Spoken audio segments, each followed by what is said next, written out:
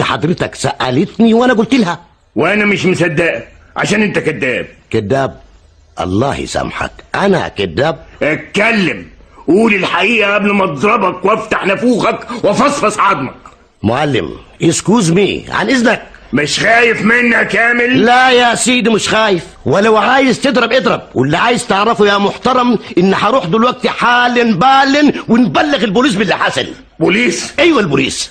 تعال هنا. نعم نعم، مش قلت تضرب؟ اضربني يا سيدي اضربني. كامل انت دايما مصربع كده ليه؟ يا سلام، انت دايما واخد الدنيا قفش كده ليه؟ يا سلام، انا برضو يا معلم اللي واخد الدنيا قفش.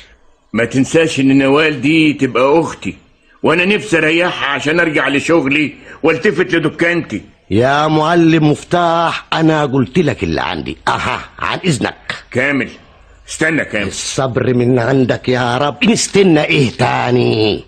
بقول لك ايه، خد العصايه دي معاك. الله، مالك كده يا راجل؟ طب ده انا كنت بهزر معاك.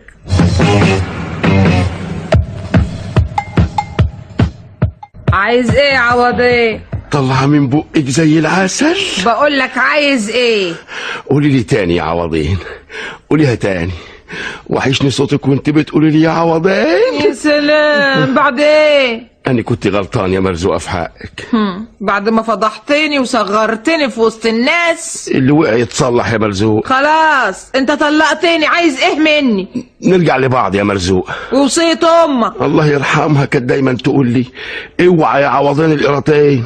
خليك وعيلهم وسيبني في حالي. هبيعهم خلاص. قلت لك اللي وقع مش ممكن يتصلح. يا مرزوقه انا عمري ما خبيت حاجه عنك، وعمري ما شربت سجار.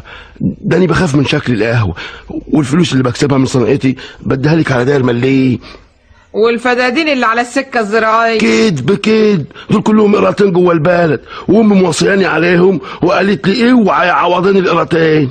وانا عايزه اعيش يا عوضين، عايزه اعيش زي الناس ما هي عايشه يا عوضين. اللي يبص لفوق يتعب يا مرزوق. خلاص مش عاوزه اسمع منك حاجه بعد النهارده. طيب خدي. ايه ده؟ شوكولاته. مش بتحبيها يا مرزوقه؟ ياه، اول مره تعملها وتشتري شوكولاته. يا عوضين. هو هشتري لك ثاني وثالث ورابع، ولو عاوزه مصنع شوكولاته اجيب لك يا مرزوق. لا مش عاوزه منك حاجه يا عوضين. نعم. اوعى تفرط في القراطين يا عوضين. خير يا سي الاستاذ زناتي؟ مرزوقة، اسمك مرزوقة وحقيقي مرزوقة. ازاي يا سي الاستاذ؟